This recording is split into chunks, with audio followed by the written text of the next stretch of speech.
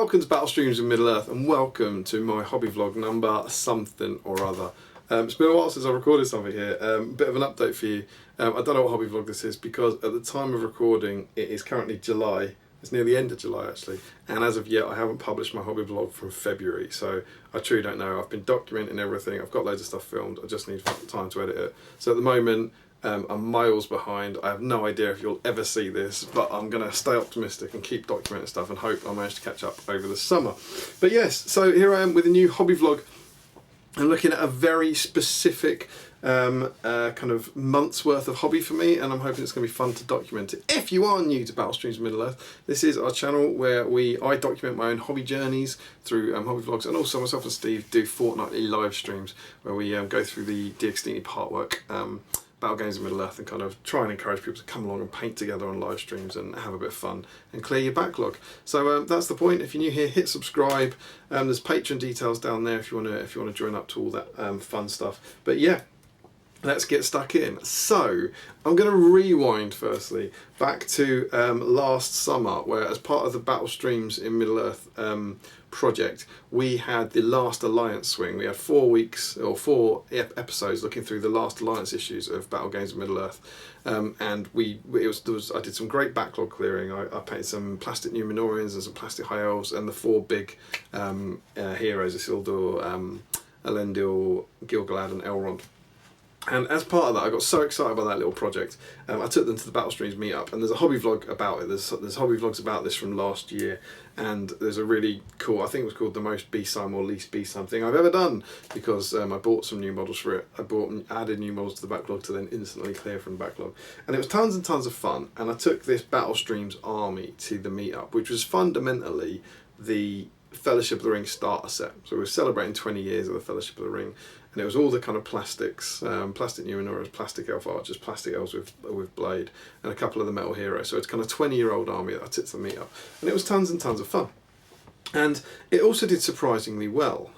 And if we do a cheeky bit of rewind, at the end of that vlog I said this. It's always good to look forward.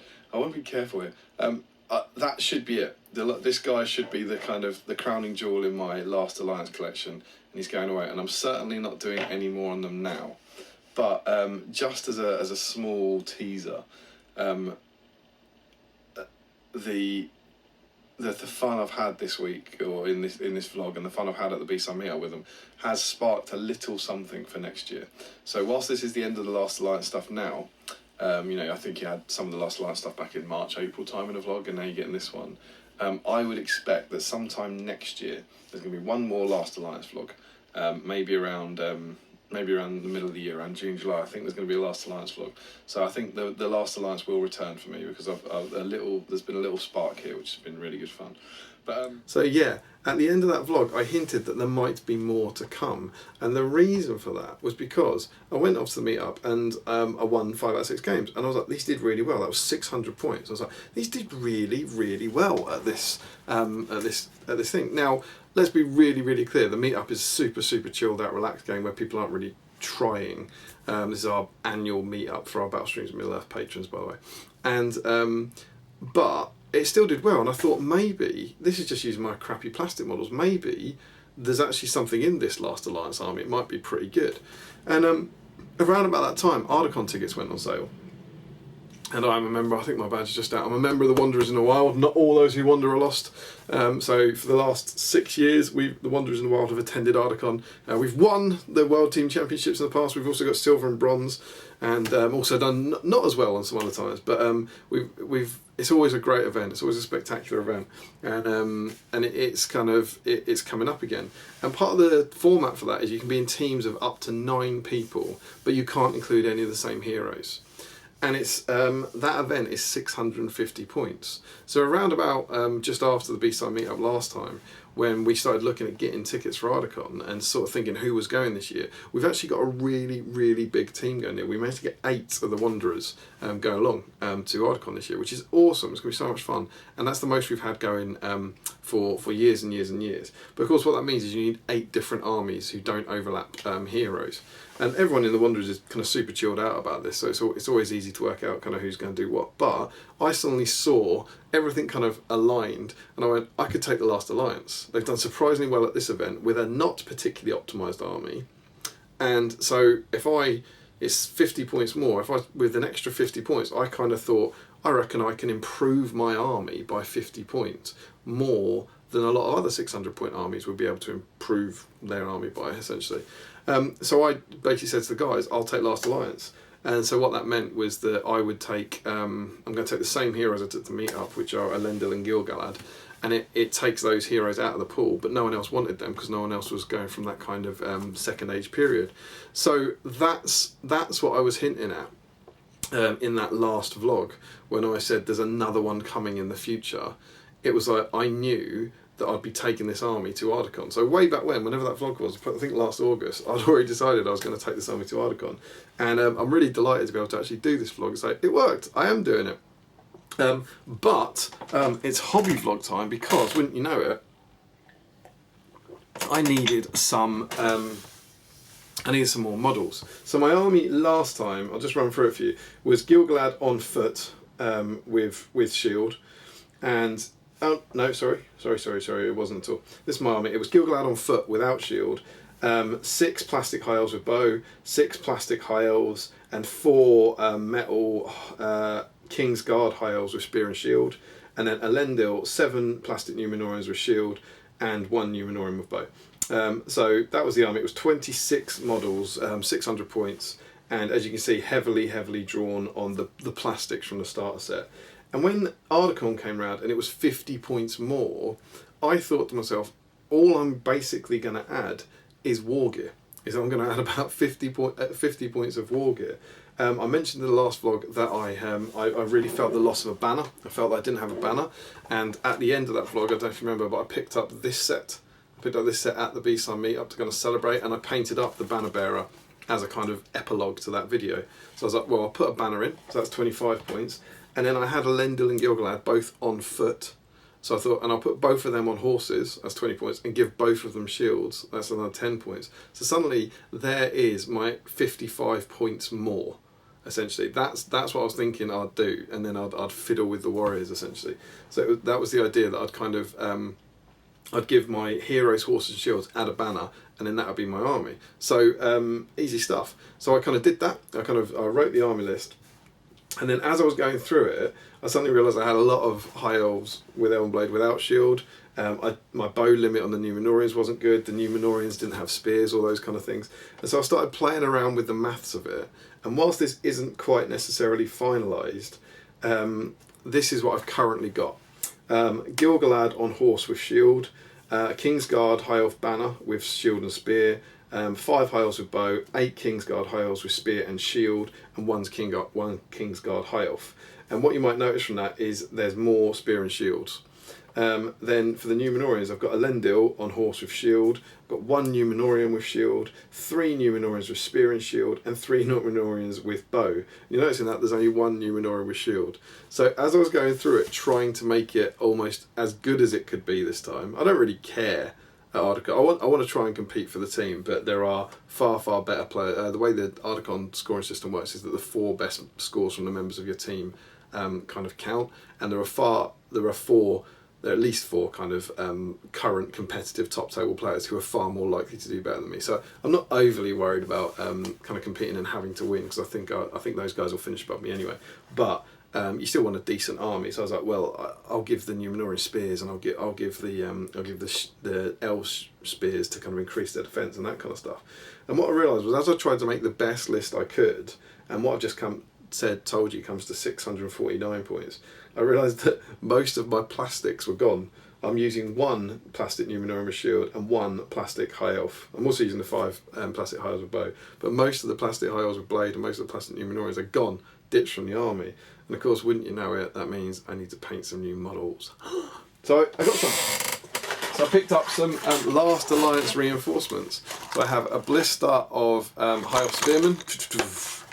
I've got a blister of Numenorian spearmen, and I've got a blister of Numenorian archers. So they've all come in. As I said, I might still fiddle with the points a little bit, but those models came in, and so suddenly I'm in this weird situation where I was just planning on adding kind of mounted versions of my heroes, but the way the points work out, I've actually need to paint a fairly large part of a new army.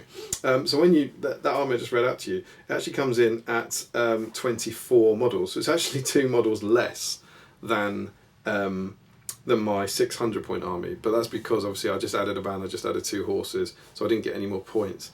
And then I've made almost every model in my army better by giving it extra war gear. I'll give you one example that I had the choice of, because it was going to be the 24 models or 25 models.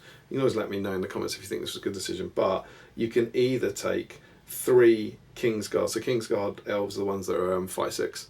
You can either take 3 Kingsguard high elves just with blade, and 2 normal high elves, so 5 high elves, defense 5 I think, 3 of them with fight 6, or you can take 4 Kingsguard high elves with spear and shield.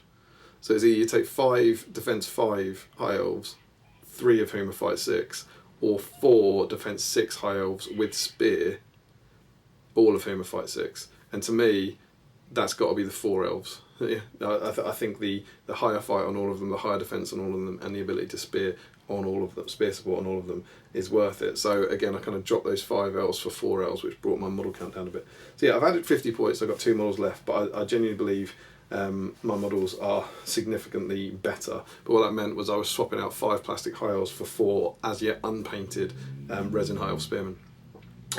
So yeah, that's what I've got to go. That's what I've got to do. It's currently July the 23rd. Let's have a look at my calendar.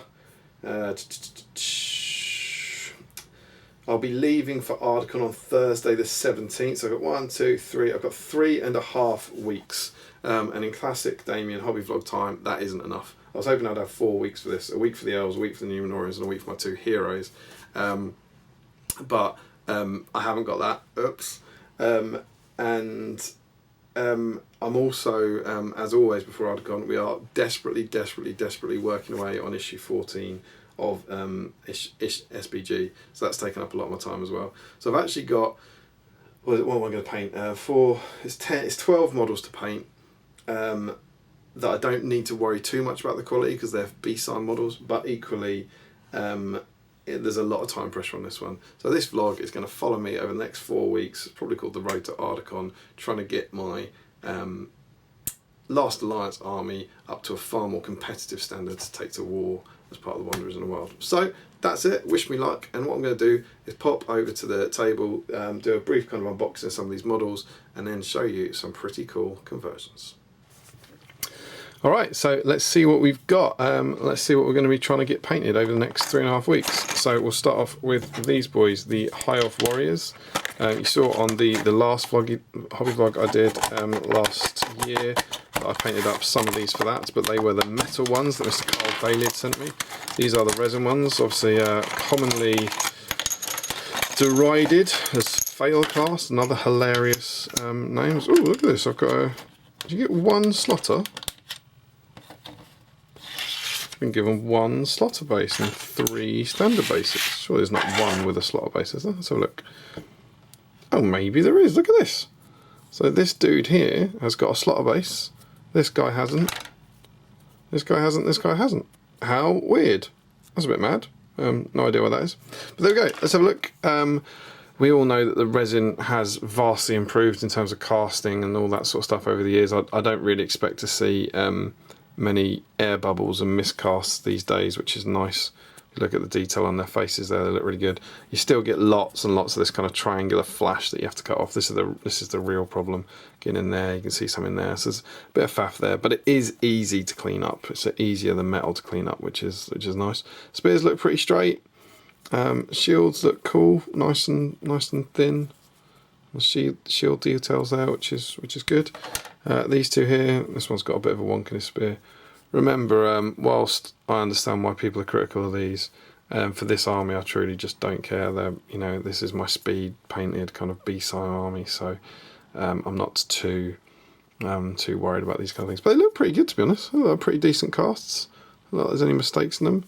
Then 2 more shields there. This one's obviously a bit wonky. Going to need some hot water on that bad boy. But yeah, so there we go, 4 High Elf Spearmen. I find that really weird. Why would they do that? Who knows? But there we go, 4 High Elf Spearmen. That's a good starting point. Then we get to some Numenorians. We'll start with the Bowman. We've seen one of these guys because I painted him. Which one was it? I have painted this guy. This was the guy who was painted for my B-Sign one because I just had him in my backlog for some reason. No idea why. So I painted this guy once upon a time. Again, less... I don't know if it's less flash. There's less triangles to cut off, but tons of these little metal things that you get, which you sometimes miss until you paint them. But I've done him before, and I'm pretty sure I've never touched these 2 models before. Who knows if I've ever killed them and lifted them off the table or something, but I don't think I've ever paid any attention to these models before. He's pretty cool. He's going way back to the start of the game, over 20 years ago. It's quite nice. Looks cool. That one's good as well. So yeah, just I've added these to my collection now, so in that kind of a completist aspect of me, I've now got one of each Numenorian pose, so that's a big tick, even if I don't have many of them. But yeah, there's 3 archers, and my other blister is spears. These are, oh, spears are all moulded on, are they? That's exciting. Oh, these are lovely. The spears are the best Numenorian models, aren't they? This is just great. It just looks somehow more slight than the plastic ones. Again, tons and tons of flash to clear up on these, but that won't take long. He's looking good. That's a great model. I really like that. That's another one. This one's missing his spear, so his spear must come through here. That's single hand. How's that going to work? Is it like that? Is there a hole? Looks like there's, oh, there's a hole there. I see. There's a hole in his. There's a hole in his tunic. See that little hole? And then you pop that in there. How cool! Must be something like that. It's nice. And then this guy, again, really, really nice. I think it's quite funny that I remember gleefully, probably on a hobby vlog, when I was painting my plastic Numenorians, I just followed the guide in Battle Streams of Middle-earth, and I was very much kind of like, well, it doesn't matter how I paint them, because I'll never have to match them to anything. And I think I said something like, if I ever do a Numenorian army, I'll do it better than this, so I won't have to worry about the colours. But obviously that hasn't happened. This is the same Numenorian army. I will be speed painting it, so I'll be going back to that guide in the early issues of Battle Streams of Middle-earth and trying to match what I did with my new norms incredibly quickly. So these guys I'm all going to paint at the same time. I'm going to do the 6 of these in the same batch in one. Then I'm going to do the spears in one go. I seem to remember I painted my 4 High Elf Spearmen in about 3 evenings last time, so there is hope certainly to do these. Only 6 models, quick speed paint on these shouldn't be too bad, so I'm quite hopeful there. And I think I'm going to start on those because I want to get those out of the way so that I can work on the altogether more exciting models. Now I mentioned, as part of this army, my 2 heroes, which did phenomenally for me at the Battle Streams meetup, were Gil-galad and Elendil, and I had them on foot without shield, which is the standard models. But for this project, I needed them on horse with shield. And those kind of conversions, particularly because of the cloaks and sculpting the cloaks, are just beyond me. So I turned to my good friend, Mr. Dave Fredericks. And I'm going to start with Elendil, because I asked him if he can convert me one, and he said, I've just done one, you can have this if you want. So this, you can see it's actually started to be painted. This is Dave's conversion of Elendil, and it's mega. So this is obviously, you can see it's the Elendil model, but he has had his arms separated, and then it's the King Aragorn horse, I'm pretty sure. And you can see him kind of holding his, so he's holding, what's the name of that sword? Narsil, with one hand in this, and holding the reins with the other hand. Looks really cool, looks really natural, and it saved David job of converting because he already had it. So I picked this up off him, and the way, you know, this is the stuff that's out that would be beyond my ability, just this cloak. And the way he's kind of sculpted this cloak up over there. It looks awesome, it looks like a cracking model, and I can't wait to get painted on it. He also sent me through a shield. I honestly don't know what's gone on with this shield. It's not the, I'm pretty sure it's not the standard Numenorian shield, is it? It's not standard Numenorian, get the tree. This is obviously, I'm not sure if Dave sculpted this or where it's came from or what, but we have We have the kind of crown shield. It might be, is it Elisar's? I don't think he has a shield, but who knows. But Dave very kindly gave me a shield for it. I haven't quite decided what I'm going to do with it. Obviously, you would want to put it on his arm, but I feel like that kind of ruins the model. So I think I'm gonna kind of hang it on the horse on there or something like that. That's currently my front runner. By all means, let me know in the comments what you think I should do. But of course, by the time you write in the comments, I will have done it. So maybe write in the comments now where you think I should put it, and then a bit later I reply to your comment and say, you put it in the wrong place, that sort of stuff. But yeah, so that was kind of mega cool, but I didn't really get any say in that. I was like, can you do me a Matt Lender? I was like, do you want this one? I was like, yes, easy. Gilgalad was a bit different. I again messaged him. He said, what do you want? And I was like, well, I need a Mount of Gilgalad, and I want it to be based off the core Gilgalad model. But I wanted one that I hadn't seen too much of. And here's another callback. Remember this? This box I've already picked up in the intro. This box I got for my Battlestreams army, and I kind of made a big point of being glib about how these models didn't really interest me, and I was all about this guy. So I painted the banner up as part of my last vlog, and I didn't do anything with Elrond, either foot or mounted. And as soon as I started talking to Dave, I was like, hang on, let's use this guy. I've got this, I've already got this, I wouldn't need to buy a model to add to my backlog. It's cool, he's got the right kind of armour that can be turned into Gilgalad. So I sent Dave this as the base model. And I also must say a huge thank you to Mr. Larry Miller, who sent me a Gilgalad many months ago. He didn't have a clue what it was for, and I said, I promise you'll see the fruits of this at some point in the future. So Larry sent me a Gilgalad in a colossally sized box, as per standard, and it is now seeing its glorious moment. So I sent this to Dave, and I sent Gilgalad to Dave, and this is what he sent me back. Check it out. I wanted to make sure that I showed this off in all its glory before I started painting it. How awesome is this? So we have the Elrond horse. You can see the grey plastic there of the kind of Elrond body in there. The Elrond arm holding the reins, and the original plastic cloak from Elrond. There's then been green stuffed along here, and then Dave made a point of saying that as part of his research, Gilgalad's wearing two cloaks, so he's got the second cloak that he's sculpted in there. He sculpted in that really distinctive kind of triangular bit, and the kind of the side straps, and then you can see that the triangular kind of shoulder plate that he's lifted the whole thing from the model, so it's not just a head swap, but you can see that kind of metal, whatever that is, that armour piece that's really distinctive to Gilgalad. He's popped on top and then sculpted the hair back in, which is mega. And then for Aeglos, he's taken the whole forearm of Gilgalad, rather than making it a kind of weaker join with either the spear or the hand, it's the forearm, and then he's kind of sculpted in this new right forearm, and then put a bit of rod coming out. So I've got to say, this is absolutely amazing. I love it. I'm really excited about this one. He also did the same thing for the shields, where Gilgalad has a different shield apparently. So he's kind of sculpted me these shields. So these are the shields Gilgalad did me too, so I could have one for my foot version as well, which is awesome. And there we go. So I've got these two one-off conversions that I'm mega excited about, and the only really annoying thing about this is that this makes me want to do these really well, which is why I'm now stressed about time. I couldn't care less about the warriors, but having heroes that are such one-off gorgeous pieces makes me want to put time into them. So yeah, I'm a bit frustrated in a way. Dave's done such great work on these that I feel like I'm running out of time. So I'm going to blitz my way through the warriors. I'm going to kind of try and paint those as quick as I can, as simply as I can, to get them all done and out of the way, and then I'm just going to use every single spare minute I have before Ardacon to try and make Elendil and Gilgalad as good as they possibly could be. Again, they might be models that I come back to in the future, which we all know means I'll never come back to them in the future, but I might get them up to a standard where they can go to Ardacon, rather than you know, desperately trying to finish one and not finish the other one, but we'll see what happens.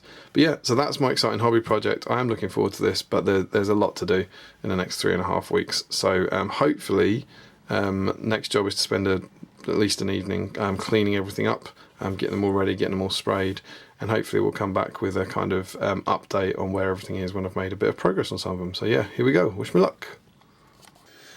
Alright, so it is update time, and as you can see, I'm delighted to say that my elves are finished. My 4 high elves have been completely finished. I think the last time I was recording this was when they were just started, but here they are. So I'll just hold these up here so we can have a cheeky little look. As ever, these are B-sign models. I'm not expecting these to be winning any painting competitions. I'm actually, if honest, I'm a little disappointed with them. I'm more disappointed than I remember being with the last batch that I did last year, but they do, however, match. So you can see I haven't done the base rims because I'm going to do those alongside my Numenorians. But here we go. It's basically just Auric Armor Gold, shaded with Chestnut Wash, highlighted with Auric Armor Gold, Cantor Blue, shaded with Drakenhof Nightshade, highlighted with Cantor Blue, and Wazdakka Red, highlighted, shaded with Agrax, and highlighted with Wazdakka Red. And then a few bits of brown and metal, obviously. Exactly same as last year. Really simple colour scheme. Didn't take too much. Bit fiddly, was picking out some of the gold, but yeah, not too bad at all.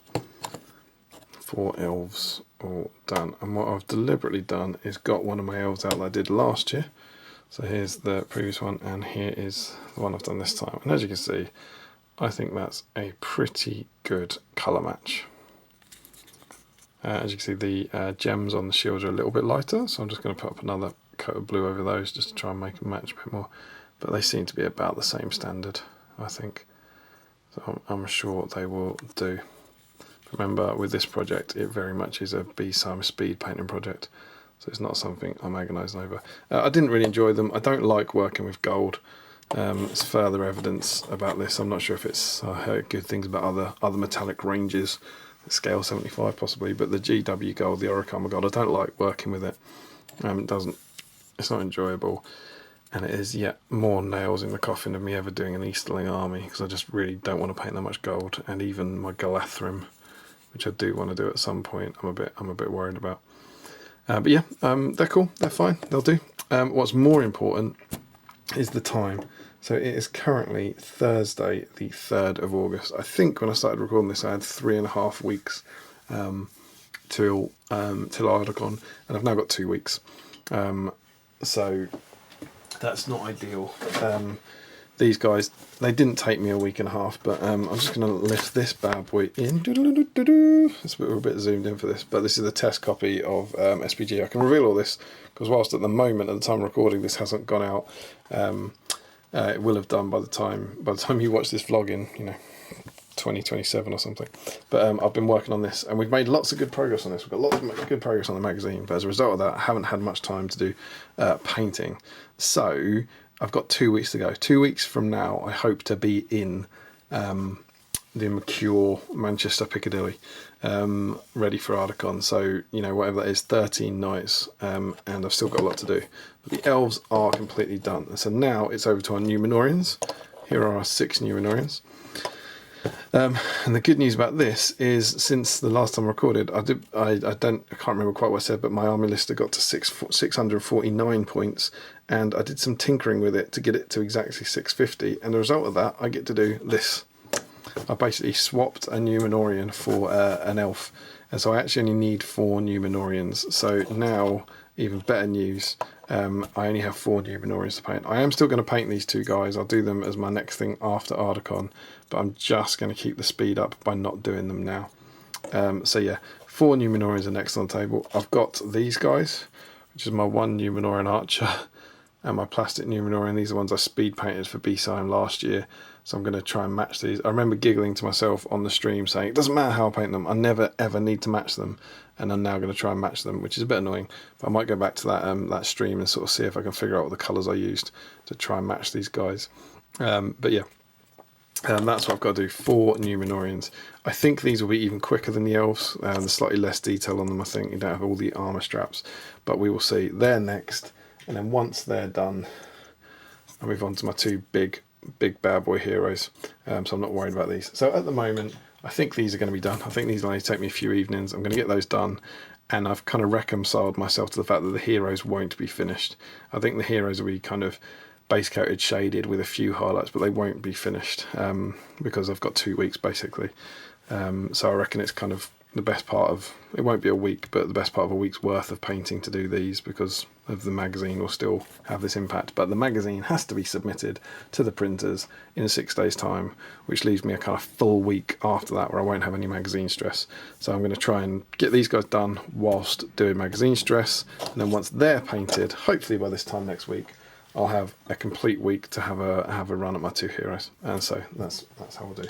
So there we are, Thursday the 3rd, and I will come back. I will check back in with you probably when these 4 guys are finished to let you know how we're doing. But yeah, wish me luck. All right, so it's update time, and I am delighted to say that my new Minorians are done. So let's have a look at them. Let's have a look firstly at the Archer.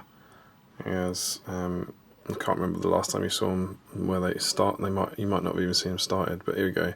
Pretty basic B-Sime stuff. There he is, following the guide in Battle Games in Middle-earth at one point, which suggests why not highlight with blue instead of grey to make your cloaks look a bit better, and I did. So there we go, pretty good. Same as what I probably said about the elves. I'm pretty happy with the faces, but I didn't try. You know, I did the white dot and then did the black dot and then tidied them up with brown. I never went back to them to try and make the eyes better. Then I have my first ever 3 Numenorian Spearmen, which have the easier to paint shield than the Minas Tirith guys. We're using the cream comes from a Towlight Ochre base, then Towlight Ochre and a Shabty Bone, and then a Shabty Bone. Again, just following the Battle Games of Middle-earth guide. This guy, again, very, very basic stuff. I'm not particularly impressed with him, but we know that by now. Obviously, I haven't painted the rims yet. And there we go. There you can see his eyes haven't come out quite as well, have they? But fair enough. And in terms of colour matching, I've got this is my previous Archer that I painted a while ago. And obviously, whilst I did kind of try to follow the guide in Battle Games in Middle-earth, I went off-piste a bit with it because, as I think I said at the start of this vlog, it didn't matter about making the colours match or anything. So I've tried to replicate this best I can. And I'm pretty pleased with this. Certainly, you know, it's an army that I don't care about, and I think they've come out pretty well. I actually think my new ones are a bit better. If we look at the cloaks, I think I've probably done like maybe 1 extra layer on the cloaks or something. The cloak on the right definitely looks better there. But yeah, for the most part, I'm pretty happy. I think these will sit alongside each other. If we compare one guy with a shield, as I said, I haven't done a spearman before, but this is the plastic warriors that I knocked out. Yeah, I think they look pretty similar. So certainly for this army that I really couldn't give a crap about, I'm really happy. So there we go. I have to say I'm really pleased with these. Not the finished job, but the speed of them. They only took me about 3 evenings work in total. And I would honestly say that at this stage in the process, it's gone better than I could have possibly hoped. The good news is it is Tuesday the 8th. I think it's the 8th, isn't it? Yeah, look. Yeah, Tuesday the 8th. And so what I now have with my warriors done is I have 8 evenings left to do my heroes. Now that is fantastic news. That's absolutely brilliant. But I've looked at my calendar with Emma, and we have plans on 7 of those evenings. And there's just really no way for me to paint during the day. So this is a disaster. Now some of those plans might change, and I might be able to do some painting after some of those plans. But yeah, I was kind of horrified to see that we had social plans on 7 of the next 8 evenings. So despite the fact I've got 8 days before I head off to Ardacon next Thursday, I'm actually genuinely worried about whether or not I'll be able to get the heroes done to a decent standard. But that is tomorrow's problem. For today, we are happy that the new moons are done, and I will check in with you with the heroes when I've made a bit of progress on them and see how we're doing. So yeah, wish me luck. Alright, so it is update time. I thought I'd check in for the distinctly unhappy final part of this pre-Ardacon vlog. It is currently just before midnight on Monday the 14th of August. And this is the state of the models. So just to confirm, Monday the 14th means we are going to Ardacon on Thursday. So I have 3 evenings left. And as I said, it's just before midnight. So that actually means we have 2 evenings left. And one of them I'm out for. And one of them presumably I'm packing for Ardacon. So in my head, this is kind of my last evening. And this is the state of my 2 heroes. They are both base coated and shaded. So I've base coated everything, I've shaded them, and then I must say, because I forgot to film this, I've done a bit more. So the faces are nearly complete. If I go and look at Gilgalad's face, I'm going to do a kind of a dark glazing wash. So I'll just shade him back a bit, but his eyes are done. The painting handle's getting in the way of showing him, but I'm actually pretty happy with how his eyes came out. But yeah, I'll just glaze into his face a little bit there. And Gilgalad here, I'm pretty happy with how their faces came out, in all honesty. But yeah, face is done. I've also done the dry brushing stage. So dry brushing is basically on him, the chainmail in there, and on his arms, and on the tails of the horses. So you should see that there's, hopefully, if you look here, see this should look greyer than the horse skin because it's had a kind of dark grey dry brush over it. And then the only other thing I've done is I managed to just chuck a base colour, reset the base colour of the red over here. So maybe if we compare the reds on Elendil to the blues on Gilgalad, you'll see that hopefully looks like it's had at least one highlight done. So that's where we are. And God knows, I need far more. Clearly, I think I said in the last vlog, these aren't going to be finished for sure. But realistically, I'd need a full night's work on both of these, even to just get one colour reset on everything, which I now won't get to. I'm going to try and do the areas that will benefit the most, and I think looking at these, it's the horses. If you remember my Minister of Knights video, but I just put Cygor brown over the white base coat and worked up from there, whereas this time I kind of forgot how I'd done it, so I actually base coated them Rhinox hide and then put Cygor brown over them, and as a result that's made the horses significantly darker. They look almost black, and because I did that to the skin, the straps and the manes, I basically look like I've got an undercoated horse. So the horses, I think, are the area that will benefit the most from a few highlights. So that's what I'm going to try and do. I'm going to try and get at least a highlight on the horse flesh, a highlight on the straps, just to make it look like that is painted. And then basically just for I really do have very little time, but I'm just going to try and get around as many of these areas as I can and do one base colour reset. I don't really see where that time is going to come from. I've still got to paint all my base rims and glue down all my static grass, but if I can manage to do that somehow, that'll be good to go. So I'm going to keep going for about an hour tonight, try and make a big difference on the horses, see what I can do. But yeah, that's where we are, and I'll show you them on Thursday night before we head off to Ardacon. But in short, not only are they not going to be finished, I'm not even hopeful they're going to look half finished, but we'll see. Anyway, this is wasting time. I'm going to crack on. Wish me luck. Alright, and here we go. It is the morning of Thursday, the 17th of August, and I am about to head off to Ardacon. So this is as far as we got with our heroes. I'm delighted to say they're not entirely embarrassing. So here's Elendil, and the stage I've managed to get to is that every part of the model has had one highlight. So they've all been base coated, shaded, and then everything has managed to get a highlight. Which, if you're following along, is kind of, not necessarily what I thought I would get to. So it's just all resetting the base colour, so it certainly doesn't look particularly impressive. I will say the faces are done. Not sure how they come out, but yeah, I have finished the faces, and I always finish those faces first. But yeah, everything has had a highlight. Same with Gilgalad. Again, his face is finished.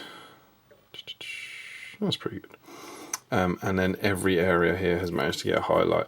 So still loads and loads and loads of work to be done, even to get them to the kind of basic battle streams standard that I want them. But in particular, the horse. Remember last time you saw this horse, it all looked exactly the same shade of brown. At least now the hair looks different to the skin, which looks different to the straps, and so on and so forth. So it stands out. And my main thing is these will now, I don't think they'll look embarrassing at Ardacon.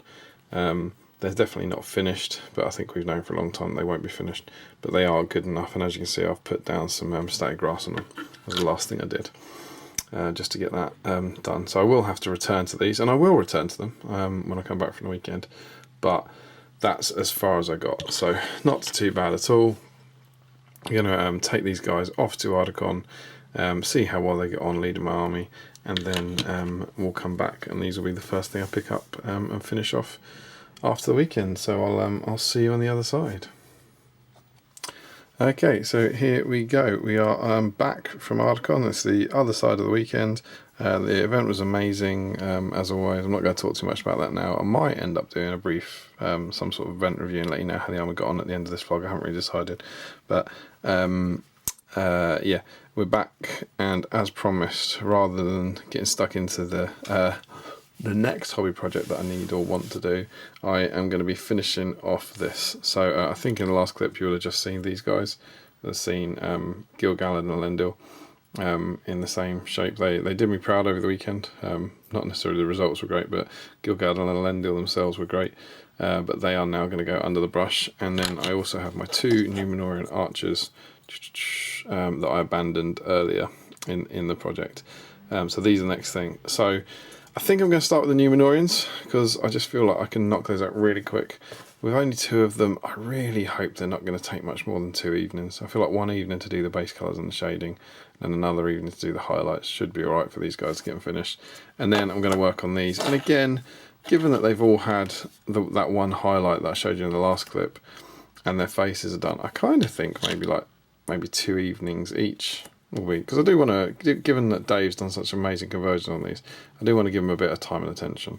But I think spending, if I tend to think of an evening session as about 2 hours maybe, and I sort of feel if I spend 4 hours highlighting each of these up, that'll be alright. So my hope is that basically, if I paint well for the week, that these will be done in a single week. A couple of nights for these, a couple of nights for him, a couple of nights for him, and that's the plan. So yeah, who knows when we'll come back, but certainly, hopefully by the end of the week, when there's a bit of progress on these guys, and we'll see how we're doing. But yeah, hopefully into the final stages of my last alliance project now. Onwards. Alright, so it's update time. Let's see how we get on with finishing them off, and I'm afraid it's mixed results. So let's start with the positives. The Numenorians are done. Huzzah! Yeah, here they are. Here are my 2 Numenorian bowmen. I think you saw them undercoated, possibly base coated in the last clip, but they've now been done. Super speed paints, using the classic Battle Games Middle-earth technique of why not highlight your cloak with blue instead of green, instead of grey. Well, brilliant. But yeah, I've tried to match the existing Numenorians that I did pre-Ardacon as much as possible. He's perfectly fine, but nothing special. Similarly, this guy, perfectly fine, nothing special. Just I think it was a couple of evenings' work or something. Yeah, I'm not. I've talked about Numenorians before. I don't particularly like this colour scheme. I don't think they look particularly good. But you know what they do look like? Painted models. So they are done, finished, and cleared from the backlog, which is great. Onto the heroes. Then I'm afraid I got bad news. They ain't finished. Here is Elendil. Now Elendil's had more work done on him. I think you've seen him as he went to Ardacon, and I wouldn't say everywhere, but you should see if we go in here, that maybe the horse has had some more layers. Certainly the red has had a bunch more layers to kind of build up. The red's finished, the kind of edge of the comparison's kind of finished. Remember with this, I'm not necessarily going for it to be one of the best models I've ever painted, but I wanted it as a unique conversion to be pretty good, if that makes sense. I think I've done some work on the cloak, I don't really remember. But yeah, he'd add like a night's work or 2 nights work or something of extra highlights being put onto him. But he's not finished as I'd like him. And here's Gil-galad, who hasn't been touched. So Gil-galad has had no extra work done in him whatsoever since Ardacon. And I'm afraid that's where they're staying. I'm out of time for this project, really. I have to get started on my next piece of work, which is some models for teams, which will be in my next vlog. And I've just run out of time.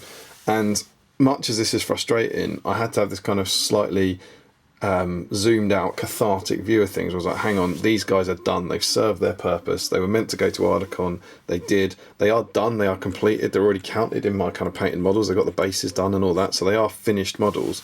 They're just not perhaps as good as I would like them to be. And I had to kind of go, hang on, this is, my last Alliance army is a B-Sim army. It's meant to be about fun, it's meant to be about painting for pleasure, clearing the backlog, and what I don't now want is for these models to flip into stressing me out, and which they will do if I keep working on them. So I'm calling them done. They're not as well done as I thought they would be, and I'm going to put them away in the case, and I think I'll be returning to the Last Alliance again sometime next year, and I hope that I'll be able to return to these models there and touch them up. I'm not sure if I will, maybe I won't, but I need to kind of move on for my own sake. So yeah, sorry to Gil-galad and Elendil, they didn't quite fulfill their potential, but who knows, they might be back one day. And now we're going to swing over to the chair and sum up how Ardacon went and finish the vlog. And so I am back. There we go. You've obviously know I was back because I've already finished a bit of a post Ardacon painting, but that is the end of the Ardacon kind of hobby journey. I have abandoned Gil-galad and Elendil, sadly, for the time being, and we'll be moving on to new hobby projects soon. But what I'd now like to do is basically just run through, give you a debrief about Ardacon, really. Ardacon is, every year, I'm sure I've said this before on this channel so many times, but every year it's my two favourite events, one of my two favourite events. It's either Ardacon or Throne of Skulls, and for me it's Throne of Skulls for the kind of event and the hobby social. It's where I put in the most effort every year, but then Ardacon absolutely for the kind of social event of it, and the idea of playing with our team. We have our good old, not all those wanderers are lost, not all those who wander are lost, the good old wanderers. We've been playing together for the all 7 of the Ardacons, and we always go there and put our team, and I just love it. I just love it so much. It's such a great experience in the hobby, and I think, despite the fact it launched in 2016, 2017, we still have nothing else like it on the calendar. It's, as far as I'm aware, it's the only SBG convention that we have, and the idea that you can go away, and it's obviously now extended. I know James runs the other events on the kind of Wednesday and Thursday and all that kind of thing, but for me it's always been the 3-day event, Friday, Saturday, Sunday, but we go up on a Thursday and we come back on the Monday, so it's kind of 5 days of kind of hobby joy with your friends, and I just love it. And so despite the fact it was a while ago, I kind of wanted to make sure I kind of sang its praises a bit and kind of talked through the event. Now in this there's a few things going on. Firstly, it's a long time. I'm still catching it. It was a long time ago. I'm still catching up on my vlogs. It is currently where are we? We're currently in October, and Ardacon was like the end of August, so I'm going to do my best to remember some stuff. But also there's 9 games to go through, and I don't really want to do 9 long game reviews. I want to kind of have a bit more of an overview. So I'll mention all the games, but I don't hope to. I'm not planning on going into them in that much detail, really. But yeah, so grab your brushes, settle back, and these are my thoughts on Ardacon. So first things first, I mentioned that the team is a massive element of it, the Wanderers in the Wild. And this year, for the first time in ages, we were able to put out a full team. We had 9 players. 9's the maximum you can have at Ardacon. And we had 8 classic Wanderers all signed up, and then we also had Chris Murphy joining us on a 1-year transfer, which was awesome. So we had a really cool contingent of people coming along, which was just awesome, and it really helps with the camaraderie. And Chris was coming down from Scotland. Mark comes over from Guernsey. Rob comes over from the States. There's a real kind of international feel to it, which is awesome. So on Thursday, I think we headed up. I think it was just me and Tom. I can't remember too much about that now. It was so long ago. But we always go up on a Thursday to make most of the event. Picked him up and headed up, and then just getting there is genuinely so wonderful. Now we've been going to this event for 7 years in the same place, and just when you walk into the Mercure and you see the banners, and you're like, yeah, it's Ardacon, it's awesome.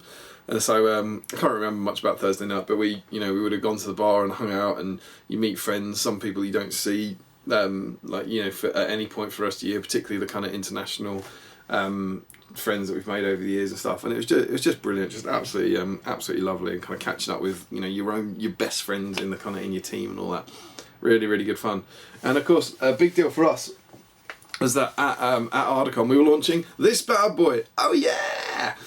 You saw me or heard me talking about it in this hobby vlog about how, because we were working on this issue 14 of SBG, that kind of derailed my hobby painting. But it was all for Ardacon, and we got it ready, we got it done. So this is the finished one. I think I've shown you like a test print on this vlog earlier, but this is the final one, focusing on the Battle of Helm's Deep, and it was tons of fun to work on. And look at that bad boy. This is like one of the this is the kind of centre spread image of like just hundreds and hundreds of models. I think we had 586 Uruks. Let me look at the armpits. Yeah, 586 Uruks. We had somewhere in the region of 100 riders with Gandalf. We had 200 Galathrim on the Deepin Wall and about 200 Rohirrim in the Hornbow. It was brilliant fun. Kind of working on the issue, and we got to launch it at Ardacon. So our whole weekend, we had our SBG stand set up as ever, and our whole weekend was punctuated with basically kind of chatting to people about the magazine and selling the magazine and kind of showing off models. We had a cabinet of models that had been made for it. We had all of Rick Fryer's Rohan scenery. So Ardacon always takes on an extra special fun element for us because we get to chat. Me and Tom get to chat about the kind of the projects we work on. This the magazine, which is always good fun. So on Friday, it started off with doubles, and me and Tom always team up at Ardacon doubles, and this year was no exception. And we decided to go this time with an all-mounted army. I'm using my B-Sun Gondor army wherever I can. That was the whole point of this year. I was going to use it as much as possible, and I'd painted up all the knights that Scott sent me. Scott Newman sent me, so I had like Boromir and 9 knights. And Tom was up for that idea, so he took his Rohan. So Tom had, I kind of honestly forget now, he definitely had Theoden, and he must have had one other hero, I reckon. Maybe he had Aemma or something, I don't really remember, and some Riders of Rohan. And I had Boromir, and I think I might have had Faramir in there. Can't really remember. But then I had some Knights of Minas Tirith. Maybe it was just Theoden and Riders and Boromir and Knights, I don't remember. But it was cool. And so, yeah, we rolled off to war, kind of thinking, me and Tom always have a laugh at doubles. You know, we certainly don't care about winning it, but but it's always kind of just fun to kind of hang out together. It's the only time of year we play doubles together. And the first game was against Louis and Jacob Munden, which was awesome because I'd played Louis at what was it, the GT last year, I think it was the GT, and I'd played Aaron, but I hadn't played Jacob before, so there was some Munden revenge on the card, which was cool. And their army, I've totally forgotten. I feel like it was some sort of Harad and maybe Mordor and stuff. And honestly, I haven't done much prep for this. I'm just suddenly starting to panic now. I can't remember much of the game. I'm sorry, guys. But I think they've done a review over on Two Trees Gaming. You can go and check their review out. But they pounded us. We lost. And I just can't. I can picture them. I can picture us. I can picture our army. I just can't even see their army. So apologies for that, guys. But it was great. They're lovely people. They're really, all three of the Munden brothers are really lovely. But apologies, I just can't remember too much about that game. But yeah, we lost. We did not start the tournament well. I think as well, if you check out Alex Battle Camper's video, he's reviewed this doubles tournament as well on Alex Temple, and I'm pretty sure his camera basically captures us being beaten by the Mundens in the background. So you can kind of, on one of their games, you can just see me and Tom losing in the background of their game. So maybe you could get a better review of that game from him. Next game we played Jake Rawson and Jasmine Tetley, and I do remember that one. Jake had an Arnor army, and Jasmine had, I want to say, Radagast on Slay and Gwaihir, I think, and Jake deployed his Arnor force in a forest to neuter our cavalry bonuses, and then we charged forward to see what we could do. Tried to engage with Radagast and Gwaihir. We kind of went all in on Radagast. We had a chance to get him, which ended up using a lot of Boromir's might. And then basically, once we had kind of committed, then Jake came out of the wood and started attacking us. And it was the double contest of champions. Is it Clash of Champions, I think? Where you have to keep a kill count for both of your leaders. And in a somewhat embarrassing turn of events, I can't remember why Theoden wasn't able to kill anything, but Boromir used all of his resources and time trying to kill the sled and failing, which wasn't good. didn't go well, didn't make us happy, and at the end of that game, Theoden and Boromir had both killed no models each, I think, for a grand total of 0. So not good work from Auvergne and Harrison, and we got spanked again. I can't remember what it was, 8-0, 10-0. I can remember the Munding game. The Munding game was some sort of, don't know what it's called, No Escape possibly, but where one warband of each starts in the middle, and Tom's Rohirrim started in the middle against, I want to say, some orcs. Mate, was it Razgush? I feel like there was a bat swarm in there, maybe. It might have been Razgush and some stuff, possibly, in between some orc huts. So it was him against this orc army, and then in the middle, and then Boromir came over here, and Harad Siladan probably came on over here, and we were trying to ride to each other's rescue, and I feel like did Tom choke with Theoden a bit? I can't remember. I think they shot Boromir's horse, which was mean. And then the Harad were able to help the orcs quicker than the knights were able to help the Rohan. And I remember it. I feel like Tom's army got treated very badly in the middle of the game. But yeah, so I do remember the game. It all came flooding back. But we lost. So we lost the first 2 games, which was an astonishing start. And our reward for that was playing Bryce and Adam, who are lovely gentlemen, with the Dragon Emperor. So yeah, you lose your 2 games of the one-day doubles, and you get to play a Dragon Emperor. But fortunately, Bryce and Adam are just lovely, lovely humans. And in that one, I can't remember what it's called, but it's a double scenarios where you kind of deploy in 4 lines. There's like a, let's say, good army, evil army, good army, evil army in the kind of strips. And what that meant was that the Dragon Emperor was in the middle, and then we were on either side of him with Cav, and then there were some orcs on foot coming up behind us. So we actually thought, oh, we've got a chance at this. So we were able to charge the Dragon Emperor and kind of crush him. And I feel like we put like Boromir and Theoden onto the Dragon Emperor, and we're thinking we could get him in one turn, and then kind of smashed him with the knights. And then coming up behind us, we had they definitely had the Witch King. I think it was Bryce's Witch King who was on a horse, so he was able to do some immobilize and some compels to kind of try and save the Dragon Emperor a bit. And I feel like we won the big crucial kind of roll off, but then maybe we I don't know, did we kill the Palanquin or something? I feel like we definitely destroyed the Palanquin. Maybe we killed the Dragon Emperor actually. I can't remember, but I think it went quite well, but not as well as we'd hoped almost.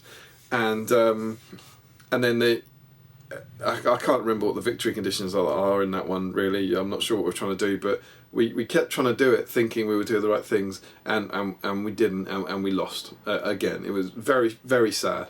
But Bryce and Adam were lovely, and it was the perfect example for me of how you can take a very competitive army. People don't like playing the Dragon Emperor, right? They think the Dragon Emperor is broken, but played by nice people in a nice spirit, there's nothing wrong with it. Do you know what I mean? It was that kind of thing. You kind of roll your eyes when you see the Dragon Emperor, but we just had the loveliest game. It was just a really, really, really good game. Really enjoyed it. And it was a lovely way to end it. But we got spanked again.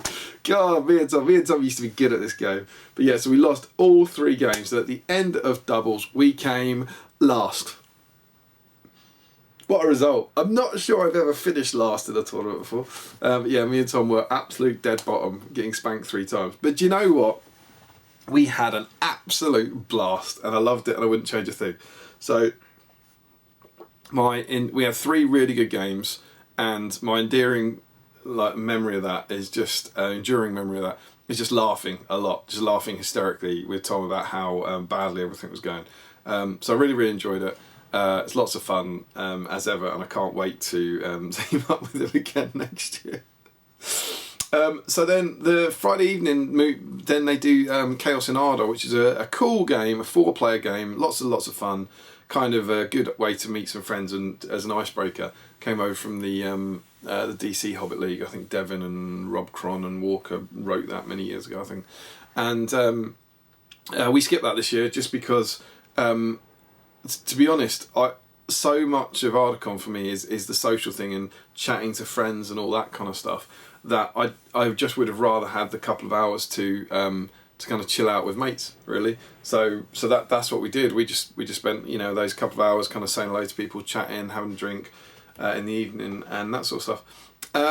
And then, a little mention of the food as well. I can't remember what we had that time, but James had done a really great job on changing the food this year. The food in the past, when you're trying to do kind of fast food in between rounds for hundreds of people, has always been a slight low point, I guess.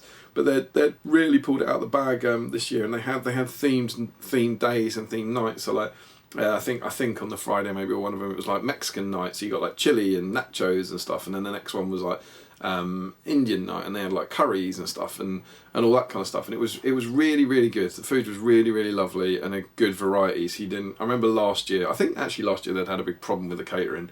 All the chefs had walked out or something. So last year you were basically eating the same thing twice a day, 3 times. It was like, do you want burger or hot dog this time? It was like, ugh.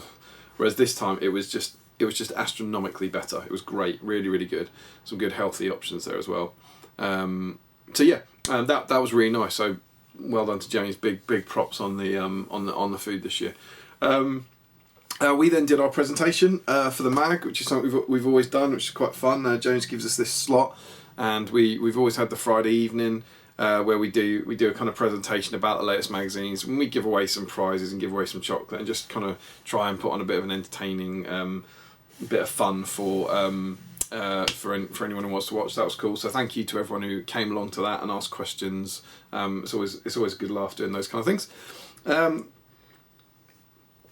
then just a night in the bar on the Friday night, like chatting to people, hanging out, catching up, and just there's something joyous there about on the Thursday or Friday. We like, I've still got 2 full days of gaming to come. It feels great. It feels like it's never going to end. It's really, really cool. So then Saturday rolls around, and we have the start of the real thing, the main events, the World Team Championships, which is essentially the singles. And that's where we're all in our new gear. This is our first ever polo, the green one. This year we were in black and red, and what we've been doing, you can read on this. This says, "Not all those who wander are lost." Every year we've been doing a line of the poem. So we've been going for 7 years now. So every year's shirt has a different line, and every year's dice, which is the same colour as the shirt, will have a different line. So we've done all that's gold does not glitter, not all those who wander are lost, the old that's strong does not wither, deep roots are not touched by the frost, from the ashes of fire shall be woken, a light from the shadow shall spring, and this year it was renewed shall be blade that was broken. So that's what we had. So we kind of went with black and red. We were kind of running out of colours, but it was meant to be the kind of fire, the red fire of the forge, and the black of the steel and all that. But renewed shall be blade that was broken. So we had our 9 wanderers turn up, and we were all in the same polos, which is always really good fun. It's great to see, and they're nice little collectibles for us to kind of reflect on, and we tend to try and wear that year's polo throughout the year. So I'm now going to name our team, and I'm so sorry to the one person I'll inevitably forget, but we had Chris, who was new. We had myself, we had Tom, we had Johnny, and we had Harry. There's 5. We had Rob Cron, we had Adam Troke, we had Jay Clare, and we had Mark Stone. There's our 9. Nailed it. So we're all really good friends, and it's a good team as well. Some very good players in there. I always think of us as a team of kind of active competitive players, such as Will and Callum are in the team as well, but they couldn't make it this year. So active competitive players now, kind of like Johnny, Harry, Jay Clare, obviously, Chris Murphy, I think, and then kind of like retired good players like myself, Tom, Adam, and who I haven't mentioned Mark in there, and I haven't mentioned Chris possibly. I can't remember. I'm sorry, I'm losing track. But so we've got we've got good players for sure, but about half the team now are kind of like, we're not playing much, we're not going to many competitive events and all that kind of thing, so we're a bit more chilled out about it. You know what my army was? It's the Last Alliance. I think I've actually gone through my entire army list, but it's basically 650 points, led by Lendl and Gilgalad. And in my first game, I was delighted to play Derry Evans, who's a great friend of mine. Derry is a lovely bloke. He's a major important part of the GBHL. I can't remember the name of his role at the moment, but I know he's involved in the committee. Super cool. And what's really funny about Derry is I think I played him at his first ever event, maybe in 2014, and then I don't think we've played since then. It might have been later, it might have been 2015, 2016, but we've only ever played once. And so getting drawn against him was brilliant. I was really happy, and he had brought filth. He'd brought Harad filth. He'd come to win Ardacon, you know. He'd come to really put in a shift. And so I kind of was like, this is awesome. I love this. I get to play against a mate, and I'll probably lose. And then a really bizarre thing happened that he had quite a heavy shooting army. I think he had like some of the Mahud guys with blowpipes, and he had some Harad warriors and maybe the Betrayer to get the poison rerolls or whatever. And I outshot him, which was quite good fun. I don't know what it was, six elf bows with the reroll ones for being within range of the leader and all that sort of stuff, couple new minority shots. And somehow I started out shooting him, and we were chatting away, and he goes, well, and I was like, okay, so how does your army work? Like, what's the thing? He was like, well, I shoot people to death and then force them to come to me. And we would shoot, and then I outshot him, and he started going, oh bloody hell, I don't know what to do then, and started coming towards us. And we had a fight. I feel like he got my leader. He did something mean to Elendil. No, he didn't kill him. I can't remember quite what combination of things, but I think he compelled Elendil out and managed to get him off his horse and get Gil-galad off his horse quite early on as well. But I don't think he killed them. And then maybe they got angry and fought back, I think. I feel like I was having... There was oaths as well at Ardacon, by the way. You had to choose from like 3 different oaths or 4 different oaths. We had like secret objectives, and getting those oaths was worth tournament points. And so I had, as well as winning the scenario, I couldn't tell you what the scenario was now. I also was I remember trying to kill his Ringwraith. Killing his Ringwraith was worth something to me. I can't really remember what happened after that, but I managed to win. I was delighted and unexpected, and like full fair play to Dewi, who had turned up, you know, to win. He because he's such a top bloke, he just took it in completely good grace. It was just a lovely game, and he was kind of just laughing about how appallingly his army done. I think in one turn he had like 20 shots or something, and he didn't kill a single model. You know, it was just absurd dice. But it was, for me, it was a cracking start to the event. Managed to get the win. Couldn't tell you what the score was or anything like that, but more importantly, it was a really good fun game with a really good friend. After that, I shot up the top tables. I can't remember what the table was, but I was on the top table that isn't on the balcony.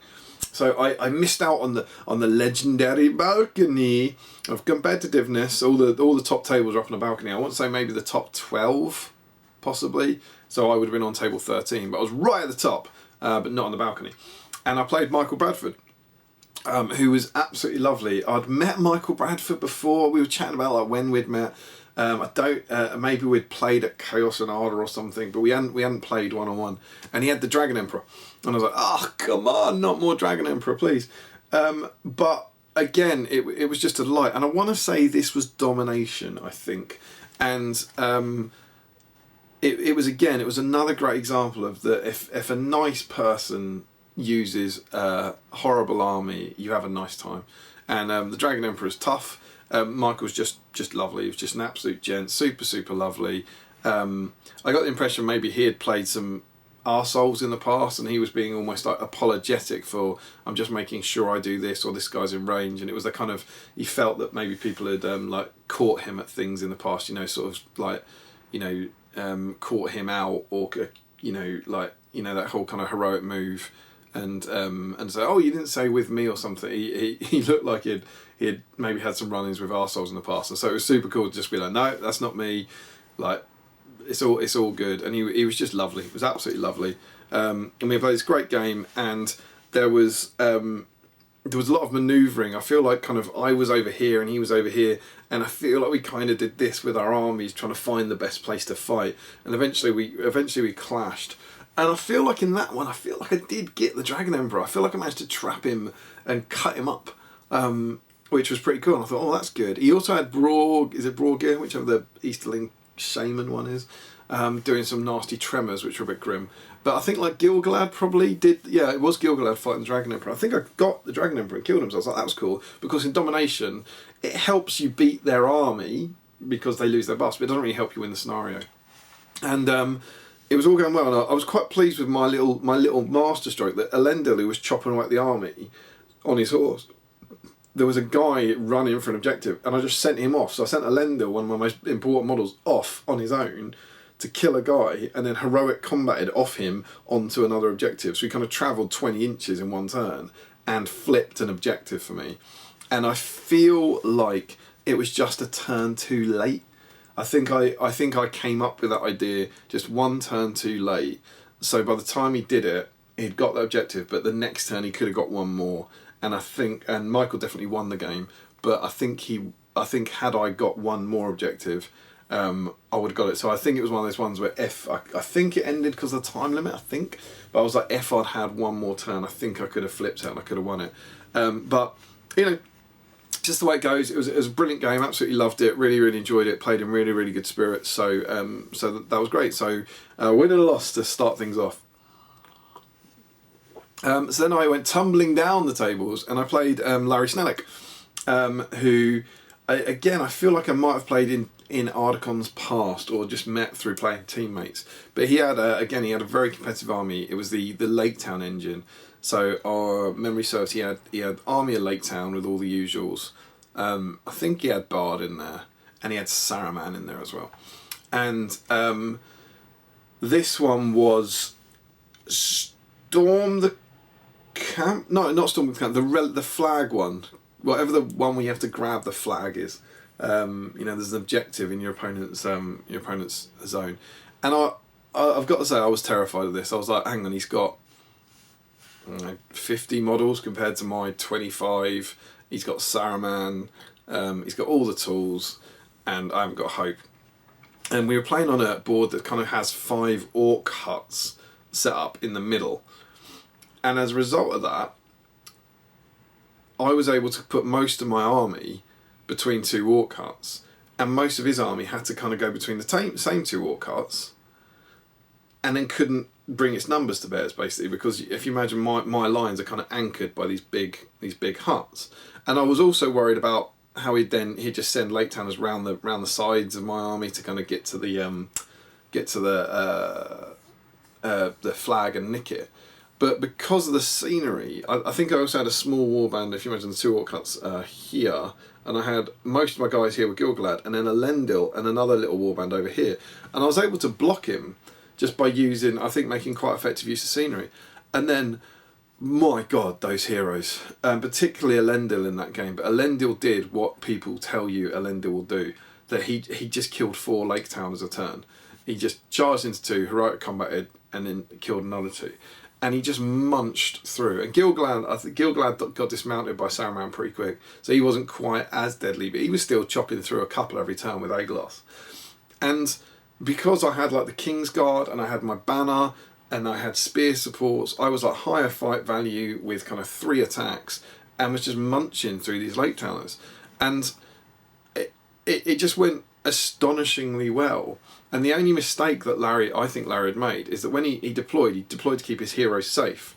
So again, he had these 2 orc huts and 2 lines of Lake Towners, and he put his heroes behind them. But that meant as long as I got priority, I could charge and tag all the Lake Towners, and his heroes couldn't fight.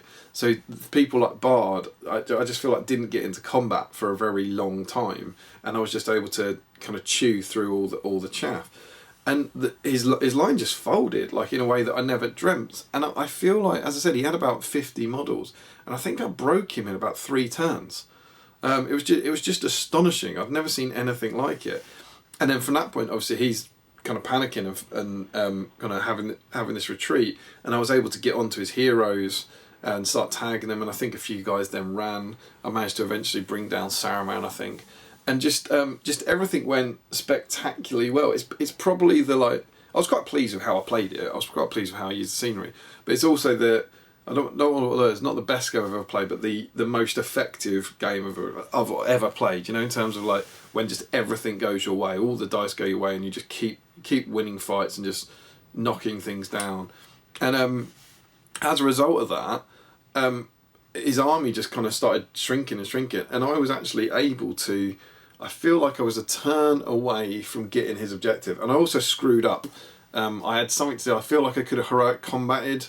I killed the master, maybe, which is his leader, I think. I can't remember. Maybe it wasn't his leader. Maybe he had to be. He was the model I was trying to kill for my oath. I can't remember.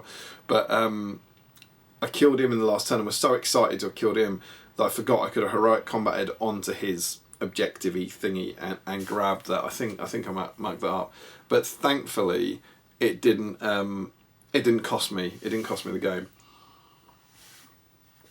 And yeah, I think I managed to get a kind of a 10-0 or an 8-0 that I just had no expectations whatsoever of getting that when we went into it, and it was a sign of it was the Last Alliance army doing what it can do most effectively. It was a real sense of how everything I said at the start of this vlog about how I think this could be a good army. It was the most effective use I've ever seen of it. It's a small elite army, but if you use scenery so that your opponent can't bring their numbers to bear, and the heroes will just munch through the enemy. But again, full credit to Larry, because he just took it in really, really good grace. It can't have been much fun seeing just everything go against you like that. But he was a lovely, lovely bloke, and really I really enjoyed the game. Then Saturday night I had some more food, tasty food. I think he had curry possibly, I can't remember. And then Jay did his Middle-earth quiz, which is always good fun. So well done for him for that. And then just another kind of cracking night in the bar, hanging out with chums.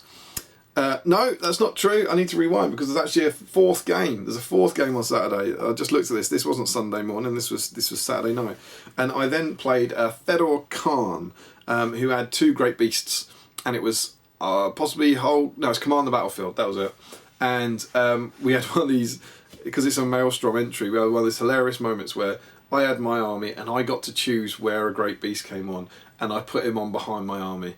And I was like, I think because it's so much of his army, I was like, it's got to be worth the gamble to try and kill it, as opposed to putting it on somewhere else and have to walk towards it. So I put it on there, and that one, I feel like we had a bit of back and forth, and I feel like I did manage to kill that one. But you also had the Witch King on Fellbeast, who kind of came in and messed me up a bit. And I can't remember if I ever managed to take down the Fellbeast. And yeah, I remember him having a lot of Black Numenorians, and me really struggling to charge him with the Black Numenorians causing terror and the Ringwraith being -1 courage. I really struggled to charge him. I feel like I failed a lot of courage tests. And I think I had one of those turns where, you've got like you've got a Fellbeast, and like you've got 5 models, and all you need is one of them to charge it. And if one of them charges it, you're alright, and you're safe, and you can kind of prepare to do really well in that turn. And they all failed it, which then suddenly means that Fellbeast can charge you, it can cast spells, and very, very sad. And then I also remember the other great beast that came on.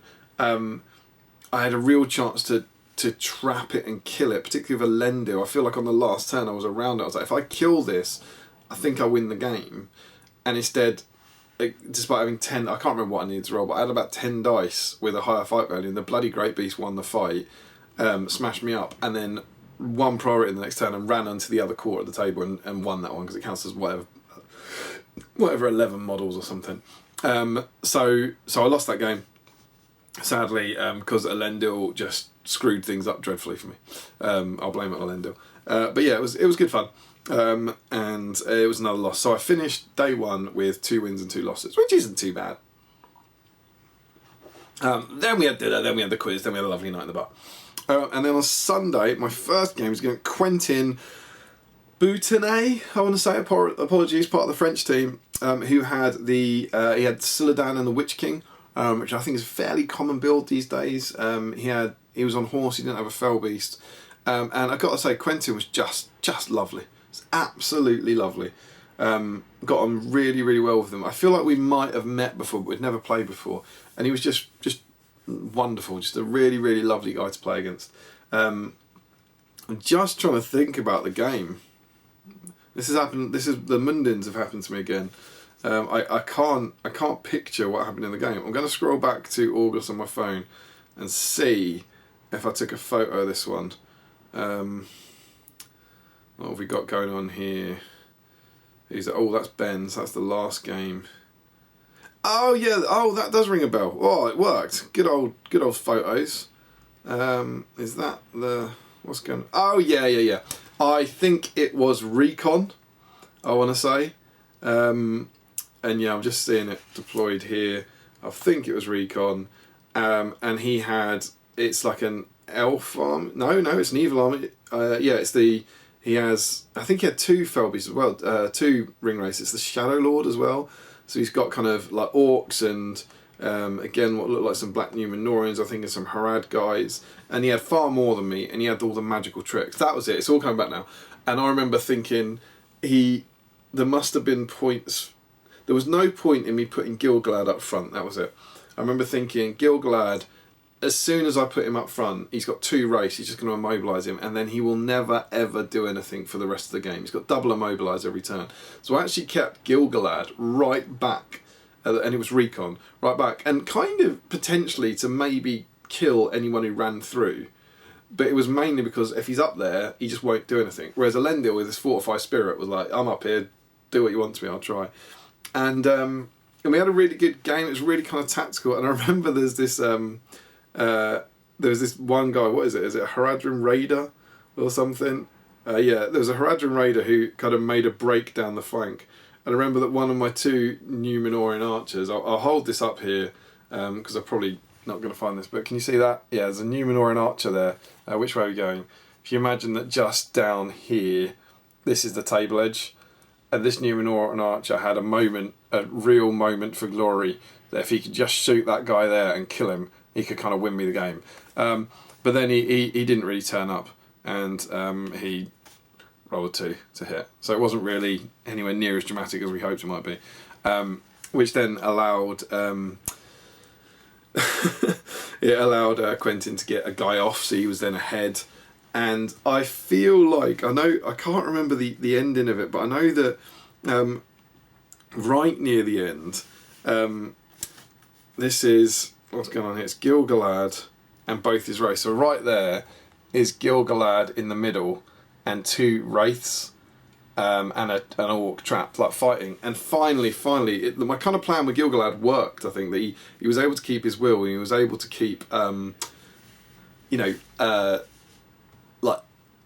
his agency. He was able to fight, and he finally got this chance. And I feel like he thought that was the very last combat of the game, was that. And it was Gil-galad's first combat of the game. So you always know your game's gone well when Gil-galad fights 1 combat on the last turn.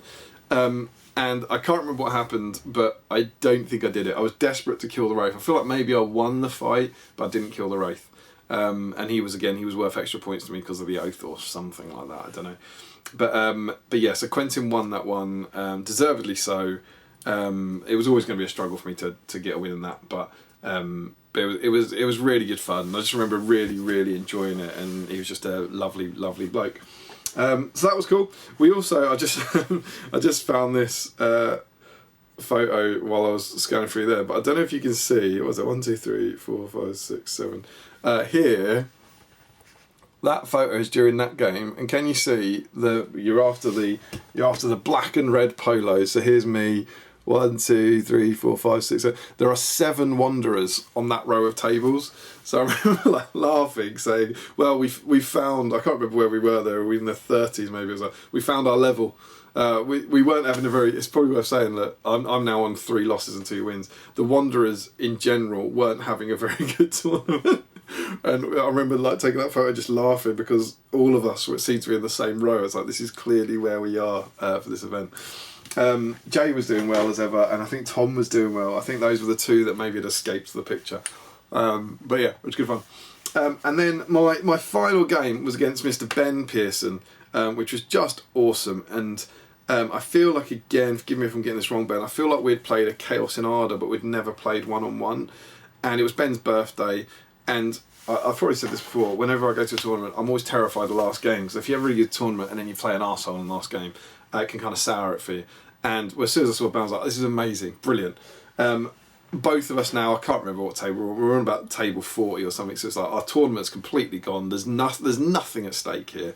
I certainly wasn't going to be scoring for the Wanderers, so I'd always hoped to play in a kind of fun and pleasant and cheery manner, but I was like, even more so than normal, because there's nothing at stake.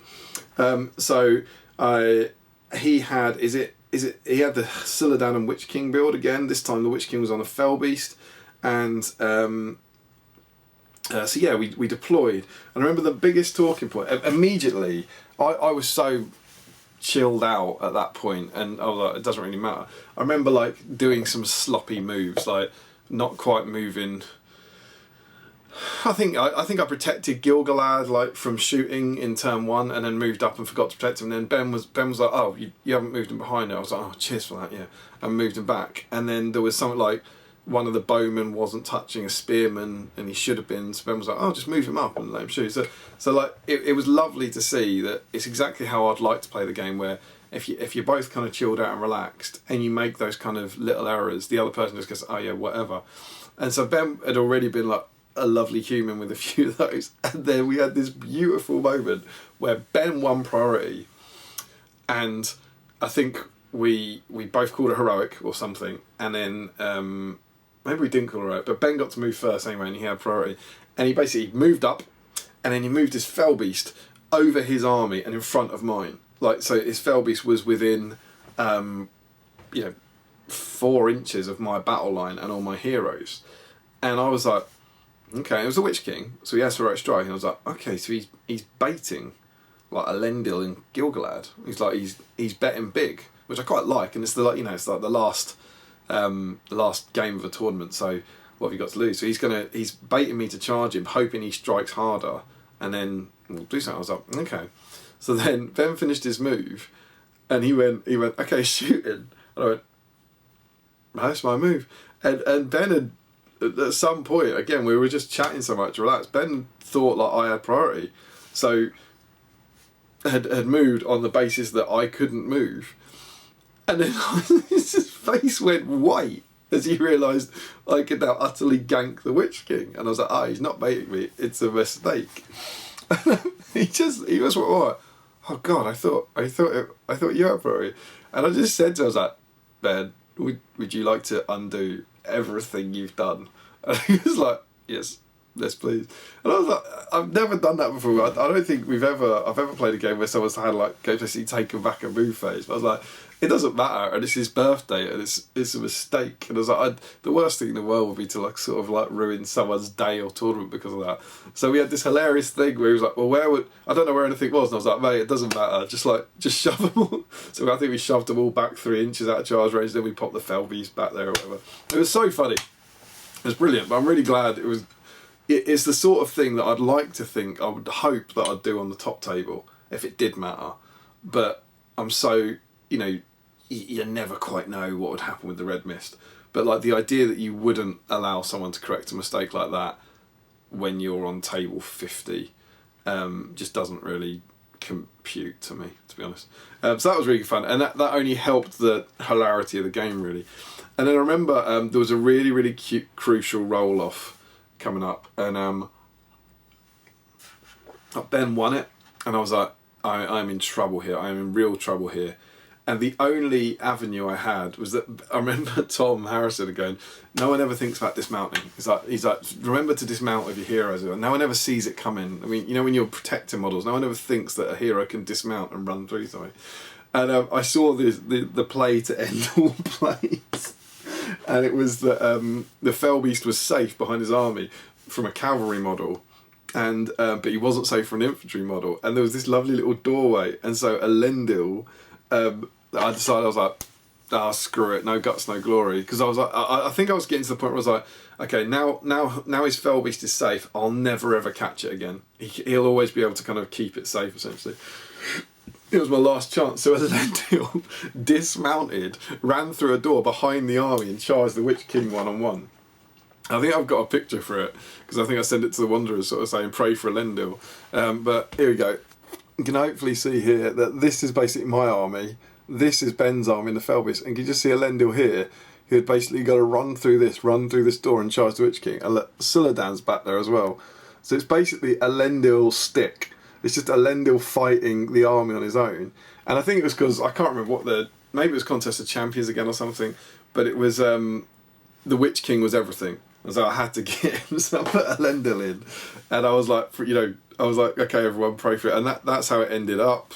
Because obviously then he could countercharge, so Suladan comes in, and the Harad guys come in. And none of it matters, because as long as Elendil strikes up higher, and as long as he then wins the fight, it won't matter, and he'll chop the Witch King up. Didn't win the fight, didn't work. And I feel like Tom would reply, going, "Oh, good move, as long as it works." Didn't work. Terrible move. Absolute disaster. It's one of those things that, like, if it worked, you look like a genius. Absolute genius. If it fails, you look like an idiot. And I think Ben went, he was looking at it going, "That's the stupidest thing I've ever seen. But it also might be the cleverest thing I've ever seen." Lost, Elendil killed, absolute disaster.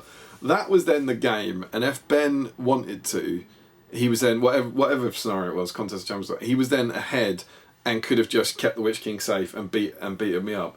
But because of the game we'd had, and I think Ben really admired that little move, and we'd had this kind of thing with the whole move phase and all that, he then I was like, "You should charge Gilgalad with the Witch King," which he shouldn't do. And he was like, "You reckon?" And I was like, "Yeah, go on, do him. And I can't remember exactly what happened, but I feel like Ben charged him and chose not to immobilise him or something for like one turn. He like gave Gilgalad the chance, and I was like, "There's no, he doesn't need to do this." Like, Ben was deliberately doing cool thematic stuff at the risk of the game, because I think if I killed the Witch King, I would have won the game, however that works. And he was risking the game in the interest of kind of fun and thematic moments. And it was just great. And I feel like maybe then I think he did it for like 3 turns in a row, like Charles Gilgalad, and like Gilgalad won 1, and then the Witch King would win 1. And I think he tried to immobilise him a couple of times and maybe failed to cast it, even with the reroll or something. And I remember this because I took this photo. Despite all this, despite Ben doing his absolute best to help me, this was Gilgalad's rolls for the last 2 turns. So that is his 3 attacks and his Lord of the West reroll for 2 turns. 1, 1, 1, 1, 1, 2, 2, 2. Which results in dead Gilgalad. And at that point, you just have to laugh and go, "Yeah, he doesn't deserve to live." He didn't turn up really. He didn't turn up for me. Did Gilgalad? Bless him. And I just remember hysterically laughing at that at the end. And so Ben won for so many reasons. But it was great. It was such an absolutely brilliant way to end the tournament. I loved it. Ben was brilliant. I can't truly remember. I think he got my most sporting vote. I think you only get 1 at Ardacon, and it could have gone to so many of my opponents, but I think I gave it to him just because, because it was the definition of sporting. He pointed out mistakes I'd made, and let me correct them, and then he also risked the entire game to have cool moments, which I just think is wonderful. So yeah, it was a beautiful game played in really good spirits against a lovely man on his birthday. I couldn't have asked for a better way to end the tournament. So that was that. Then you have this. I know it's contentious. You have the championship round, which some people like and some people don't like. I have to say, as someone who is never ever, deeply unlikely to ever play in the championship round, I quite like it because we've got the SBG stand. What we then do is we have a chance to kind of dismantle all that stuff, and so I have this kind of 2 hours chilled out time, kind of packing away and chatting to people and kind of selling a few more magazines and all that sort of stuff while the championships round's going on before the awards ceremony. And for me, and I know this only really affects me and Tom and Matt Davis because we're the kind of vendors there, but like if it wasn't for that, you'd do the awards ceremony and then before anyone could go out for a drink, you'd have to pack away your stand. That makes sense. So I actually, for me, I really like the championship round. So yeah, we just had a really nice couple of hours packing everything away, chatting to people again about the magazine, catching up with the other wanderers about how we'd got on. I can't remember where we finished, in all honesty. I want to say potentially about 6. We did all right. Tom did brilliantly. I think Tom, I feel like Jay might flip the table if I get this wrong. Did Tom finish above Jay? I can't honestly remember, but Tom came 8th, I think. And I can't remember where Jay did, but I feel like Tom and Jay were quite far ahead of the rest of us. Apologies to you guys if I got that wrong. I really can't remember. But we'd had a couple of really strong performances, so massive kudos to those guys. And then we all packed everything away and we gathered for the awards ceremony. And they started off with the kind of other, the what do they call it, the last chance qualifiers, and then the 2-day doubles, and then the doubles and all that. And I was beyond delighted to see that for all our spankings, me and Tom won most sporting doubles pair. Woo! So yeah, that was a delight. Probably because we were so gracious whilst being spanked again and again by everyone. We got the most sporting team for the doubles, which is cool. Victory!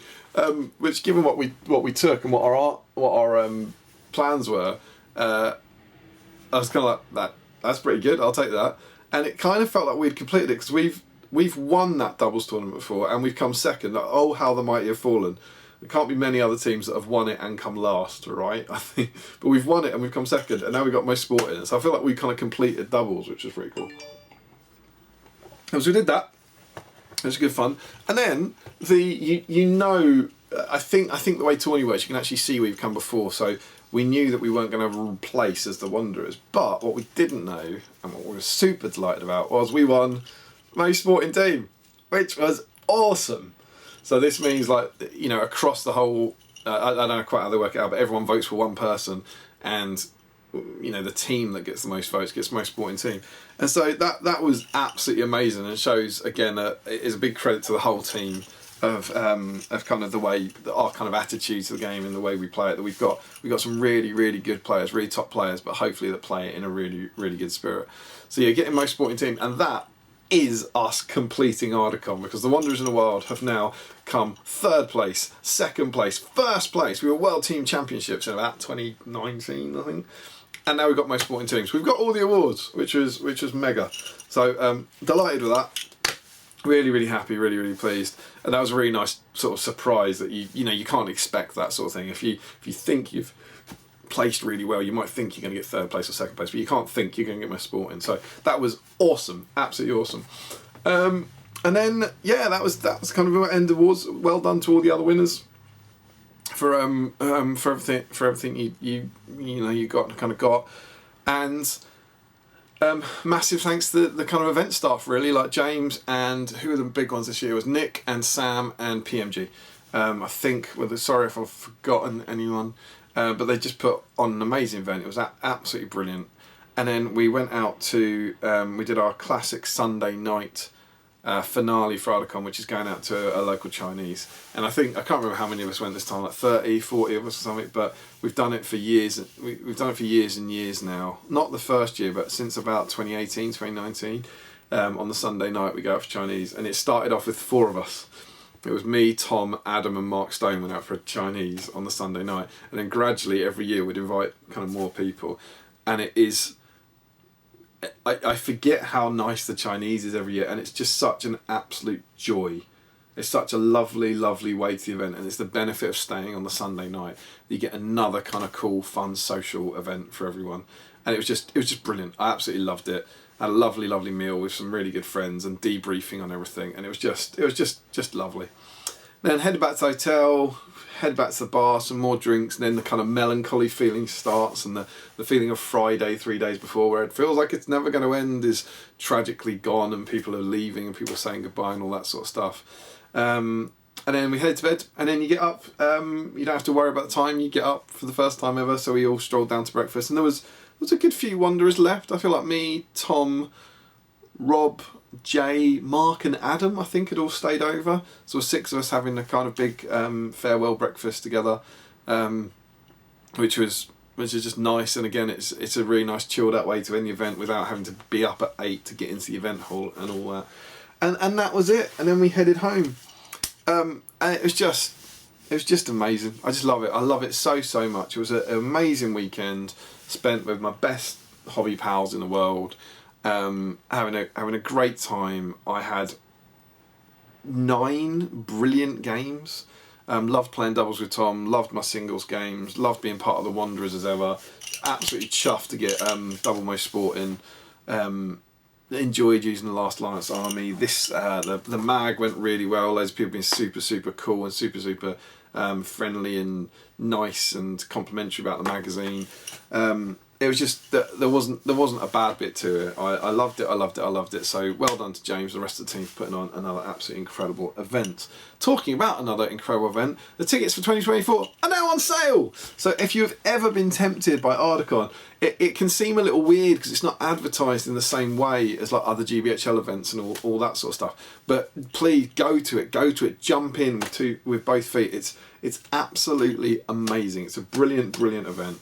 and it's truly unique and different. So we've got our tickets. The Wanderers are returning. It's the last line of the poem. The crownless again shall be king. It feels like, you know, we won the World Championships 2017, 2018, and now the crownless again shall be king. It's the last line of the poem. Surely this year the Wanderers take back the title. But we shall see. That's, of course, in, you know, sort of 10 months' time. But the tickets go on sale earlier, and we've got our tickets. We have a full team of Wanderers coming again this year. So I can't wait. I don't know what I'm going to bring. I might bring back The Last Alliance. I'm kind of tempted to bring Sauron, actually. But that's of course... that's all for the future. But yeah, if you're in any way on the fence about Ardacon, do it. Can't stress enough. And that, my friends, is that. That is the end of my review of Ardacon. I hope that's been enjoyable. It's been nice for me kind of looking back on things and reflecting on how all that stuff went. It was a lot of fun. And I will now wrap this up. And I will be seeing you in the next vlog, where we will be preparing for Warhammer World Teams. Things are all going to be a bit Gondor-y again. But before then, as I said, please make sure that you hit the subscribe button. We have a Patreon scheme down there. If you like what we're doing, you want to join our cool Patreon community, the happiest, chirpiest, most positive group of nerds in the world, please do that. And we also have an affiliate scheme down there for 7th City Collectibles. So if you want to pick up some models for your collection, please use that. It helps out our friends and fellow Wanderer World Champion at 7th City Collectible, and it also helps the channel out a little bit. And please make sure you pick up your magazines, your SVG magazines. That's about it, I think. We will see you very soon on Battle Streams in Middle-earth, either on my next hobby vlog or in the next live stream looking at battle games in Middle-earth. And until then, my good friends, I'll see you very soon.